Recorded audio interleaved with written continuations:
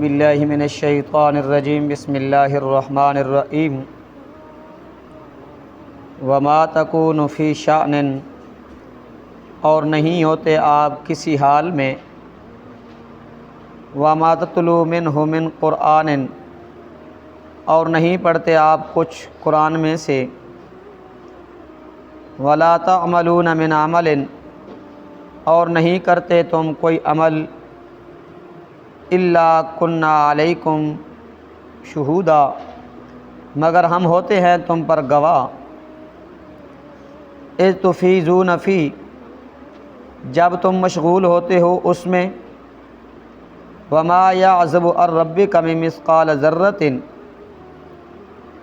اور نہیں چھپتا آپ کے رب سے من مثقال ذرۃ کوئی ذرہ برابر فی الارض زمین میں ولا فی السماء اور نہ آسمان میں ولا اصغر من ذالک اور نہیں کوئی اس سے کوئی چھوٹی چیز ولا اکبر اور نہ کوئی بڑی چیز الا فی کتاب مبین مگر وہ ہے واضح کتاب میں الا یاد رکھو ان اولیاء اللہ کہ جو اللہ کے دوست ہیں لا خوف علیہم ولا هم یحزنون نہ کوئی خوف ہوگا ان پر اور نہ وہ غمگین ہوں گے الذین آمنوا وکانوا یتقون جو لوگ ایمان لائے اور وہ ڈرتے رہے لہم البشری فی الحیات الدنیا وفی الآخرہ ان کے لیے ہے خوشخبری دنیا کی زندگی میں اور آخرت میں لا تبدیل لکلمات اللہ نہیں کوئی تبدیلی اللہ کی باتوں میں ذالک هو الفوز العظیم یہی بہت بڑی کامیابی ہے صدق اللہ العظیم۔ رب تعالیٰ اپنے پیارے پیغمبر جناب محمد الرسول اللہ صلی اللہ علیہ وسلم کو خبر دے رہے ہیں کہ میرے پاک پیغمبر آپ کا کوئی عمل اور آپ کی امت کا کوئی عمل اور کوئی فعل اللہ سے مخفی نہیں ہے۔ جس وقت آپ قرآن کی تلاوت کر رہے ہوتے ہیں یا کوئی عمل کر رہے ہوتے ہیں یہ تو خاص تھا پیارے پیغمبر کے ساتھ۔ رب تعالیٰ فرماتے ہیں میرے پاک پیغمبر آپ کی کیا خصوصیت ہے جس عمل کے اندر بھی آپ مصروف ہوتے ہیں یا وما یعزب عن ربک من مثقال ذرۃ فی الارض ولا فی السماء یہ تخصیص کے بعد تعمیم ہے عمومیت ہے۔ رب تعالیٰ فرماتے ہیں کہ زمین و آسمان کے اندر کوئی ذرہ بھی اللہ سے مخفی نہیں ہے، اللہ سے چھپا ہوا نہیں ہے، چاہے وہ چیز اچھی ہو بری ہو، چاہے وہ چیز خشک ہو تر ہو، چاہے وہ چیز زہر ہو یا چھپی ہوئی ہو، رات کی تاریکیوں کے اندر کوئی ذرہ پڑتا ہے وہ بھی اللہ کو معلوم ہے، اور درخت کے کوئی پتا گرتا ہے وہ بھی اللہ کے علم میں ہے، باہر میں ہو بر ہو باہر میں ہو جو چیز بھی ہو نا وہ اللہ کے علم میں ہے، اللہ کے علم سے باہر وہ نہیں ہے۔ عالم الغیب کا اللہ کون ہے؟ اللہ ہی عالم الغیب ہے، اللہ کے علاوہ کوئی عالم الغیب نہیں ہے۔ تو جو مادہ کے پیٹ میں ہے اس کا علم بھی رکھنے والی ذات کس کی ہے؟ اللہ کی ہے، بچہ ہے بچی ہے، کامل ہے ناقص ہے ادھورا ہے، جو بھی اس کا علم بھی رکھنے والی ذات رب کی ہے۔ بارش کا علم بھی رب کے علاوہ اور کوئی نہیں جانتا۔ ان اللہ عندہ علم الساعۃ وینزل الغیث ویعلم ما فی الارحام وما تدری نفس ماذا تکسب غدا وما تدری نفس بأی ارض تموت قیامت کا علم بھی اللہ کے پاس ہے، کب قائم ہوگی اللہ کے علاوہ کوئی نہیں جانتا، اور مادہ کے پیٹ میں جو کچھ ہے وہ بھی اللہ جانتا ہے، اللہ کے علاوہ اور کوئی نہیں جانتا، اور کل انسان کیا کرے گا اس کا بھی علم اللہ کے پاس ہے، اللہ کے علاوہ کوئی نہیں جانتا۔ میری اور آپ کی موت کہاں آئے گی مجھے اور آپ کو پتہ نہیں ہے، اس کا علم بھی کس کے پاس ہے؟ اللہ ہی کے پاس ہے، اللہ کے علاوہ اور کوئی نہیں جانتا۔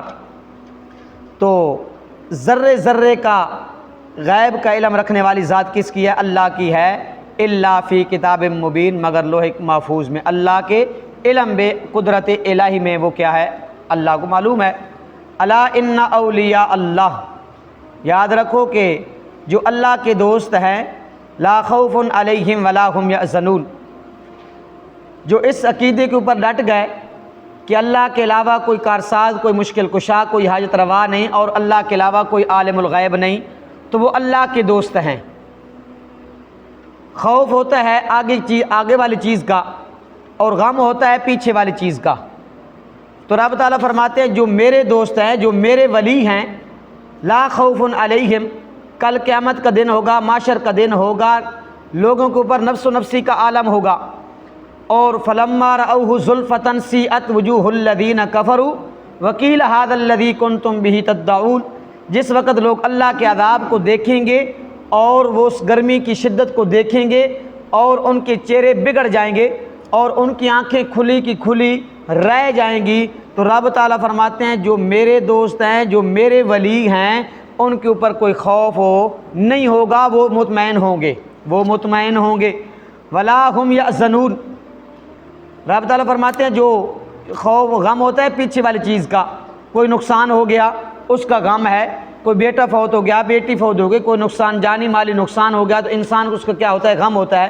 رب تعالیٰ فرماتے ہیں جو میرے دوست ہیں، جو میرے ولی ہیں، جو دنیا کے اندر چھوڑ کے آئیں گے ان کو ذرہ برابر بھی کسی چیز کا غم رنج نہیں ہوگا، کیونکہ ان کو آگے دنیا کی زندگی چھوڑی اور آگے ان کو جنت کی نعمتیں میسر ہوئیں۔ تو اس لیے رب تعالیٰ فرماتے ہیں جو اللہ کے ولی ہیں، جو اللہ کے دوست ہیں، کل قیامت کے دن ان کو کوئی خوف بھی نہیں ہوگا اور کوئی غمگین بھی وہ نہ ہوں گے، کوئی رنج وغیرہ بھی نہیں ہوگا۔ کیسے پتہ چلے گا کہ وہ اللہ کے دوست ہیں، اللہ کے ولی ہیں؟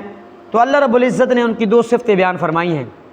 پہلی صفت الذین آمنوا، اعتقادی طور پہ کتاب و سنت کے مطابق ان کا عقیدہ اور نظریہ ہو۔ پہلی سنت، کتاب و سنت کے مطابق ان کا عقیدہ نظریہ ہو۔ الذین آمنوا، جو اللہ کے ولی ہیں، جو اللہ کے دوست ہیں، پہلی صفت ان کی یہ ہے کہ وہ ایمان لے آئیں گے، ان کے اندر ایمان ہوگا، کتاب و سنت کے مطابق ان کا عقیدہ اور نظریہ ہوگا۔ وَكَانُوا يَتَّقُونَ، ایمان لانے کے بعد وہ پرہیزگار ہوں گے، اللہ سے ڈرنے والے ہوں گے، متقی ہوں گے۔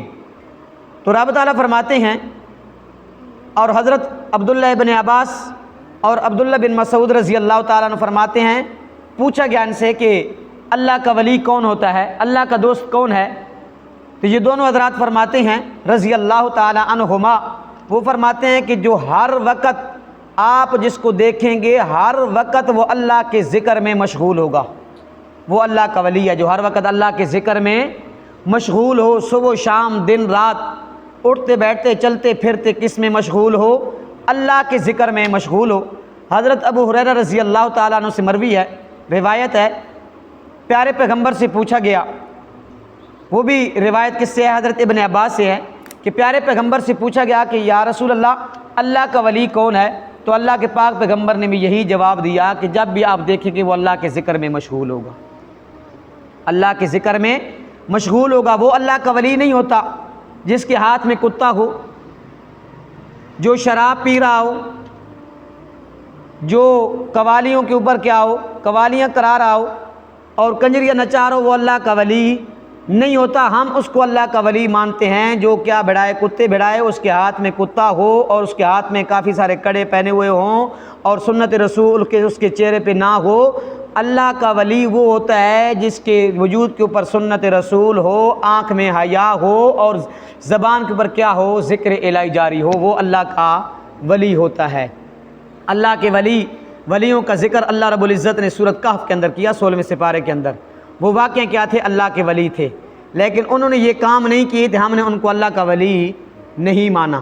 تو اس لیے اللہ کے ولی کی نشانیاں ہیں، ان کے وجود کے اوپر سنت رسول ہوگی، آنکھ میں حیا ہوگا، زبان پہ کیا ہوگا؟ ذکر الہی جاری ہوگا، وہ اللہ کا ولی ہے۔ یہ دو صفتیں اللہ کے ولی کی۔ لہم البشریٰ فی الحیاۃ الدنیا وفی الآخرہ، تو ان کے لیے خوشخبری ہے دنیا کی زندگی کے اندر اور آخرت میں۔ آخرت میں تو ٹھیک ہے، پتہ چل گیا کہ انہیں جنت کی خوشخبری مل گئی، دنیا کے اندر ان کو خوشخبری کیسے ملی؟ تو اس سے تمام مفسرین نے فرمایا کہ اس سے رؤیت صالحہ ہے، جو اچھی سچی خوابیں ہیں وہ کیا ہیں، یا وہ خود دیکھیں یا دوسرے لوگ دیکھیں۔ تو پیارے پیغمبر کا جو خواب ہوتا ہے انبیاء علیہ الصلوۃ والسلام کا جو خواب ہوتا ہے وہ وہی ہوتا ہے اور وہی حجت ہوتا ہے۔ انبیاء علیہ الصلوۃ والسلام کے علاوہ کسی کا خواب حجت نہیں ہو سکتا۔ ہم دیکھیں گے کہ اس کا خواب کیا ہے، سچا ہے یا جھوٹا ہے، صحیح ہے یا غلط ہے، اس کے بعد کیا نکلے گا، اس کا نتیجہ نکلے گا، اس کی تعبیر نکلے گی۔ لیکن اللہ کے ولی کا جو خواب ہوتا ہے وہ وہی ہوتا ہے اور حجت ہوتا ہے۔ حضرت ابراہیم علیہ السلام کو 3 دن خواب آیا بیٹے کو ذبح کرنے کے بارے میں، تو وہ کیا تھا، وہی تھا، ان کو اشارہ مل رہا تھا، تو انہوں نے کیا کیا، اپنے خواب کو پورا کیا، انہوں نے اپنے خواب کو پورا کیا۔ پیارے پیغمبر کو کافی سارے کیا آئیں، خوابیں آئیں، تو انہوں نے کیا نکلا، پیارے پیغمبر کو ایک خواب آئی کہ مجھے دودھ کا پیالہ پیش کیا گیا، دودھ کا پیالہ پیش کیا گیا، اور وہ میں اپنے سیر ہو کے اسے پیا، سیر ہوا اس سے، اور اس کی صلاحیت میرے وجود کے ہر حصے میں پہنچ گئی، حتیٰ کہ ناخنوں کے اندر بھی پہنچ گئی۔ پھر وہ میں نے پیالہ دودھ کا حضرت عمر کو دیا، انہوں نے سیر ہو کر پیا۔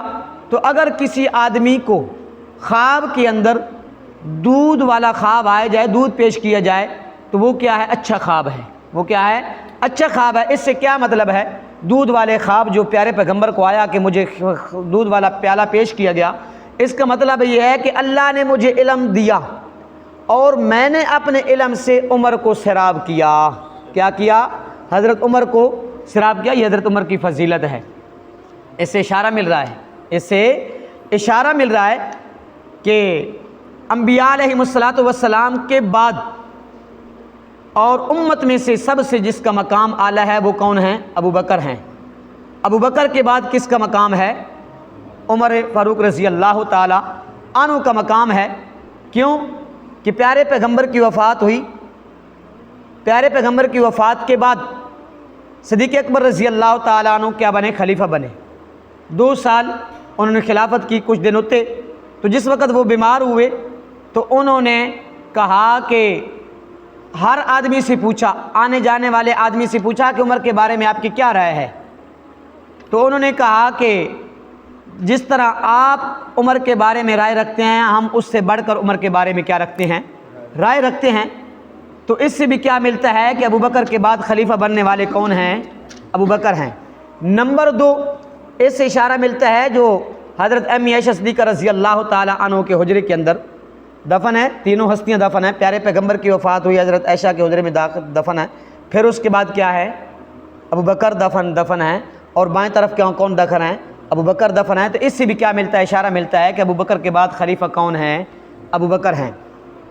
تو اس لیے رب تعالیٰ فرماتے ہیں رؤیت صالحہ، یہ 70 یا 44 میں سے، نبوت میں سے 70 یا 44 میں سے ایک جز ہے۔ کیا ہے رؤیت صالحہ، کیا ہے، ایک جز ہے۔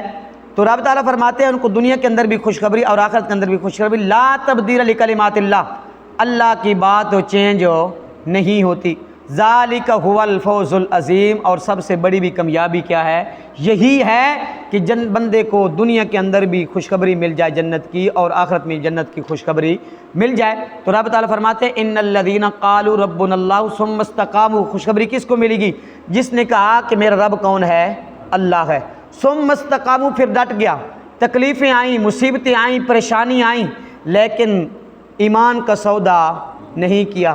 حضرت آسیہ نے ایمان کا سودا نہیں کیا، حضرت زنیرہ نے ایمان کا سودا نہیں کیا، حضرت سمیہ نے ایمان کا سودا نہیں کیا، حضرت بلال نے ایمان کا سودا نہیں کیا۔ کیوں نہیں کیا؟ کیونکہ انہوں نے تعلیم کس سے حاصل کی تھی؟ پیارے پیغمبر سے تعلیم حاصل کی تھی۔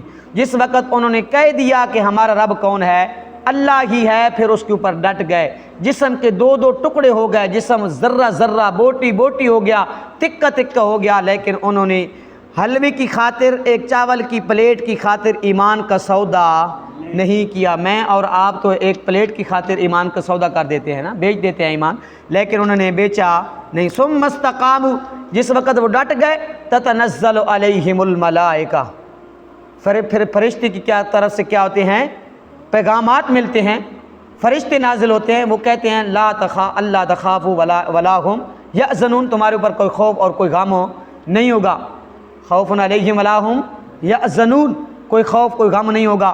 آخرت کے اندر وہ کیا کہیں گے؟ فرشتے ان کو کہیں گے تمہارا جو نفس چاہے گا، تمہارا جو جی چاہے گا تم کو ملے گا، اور جو تم مانگو گے تمہیں کیا کیا جائے گا؟ ملے گا۔ نزلا من غفور الرحیم، یہ جنت کی نعمتیں، جنت کے محلات اور جنت کی طرح طرح کی مشروبات، یہ کس کی طرف سے مہمانی ہیں؟ اللہ کی طرف سے، بڑے مہربان اور رحم کرنے والے کی طرف سے۔ دعا فرمائیں کہ اللہ رب العزت ہمارے اندر بھی ایسی صفات پیدا کر دیں جو اللہ رب العزت کے سچے ولی اور اس کے سچے دوست ہیں۔ اللہ عمل کی توفیق عطا۔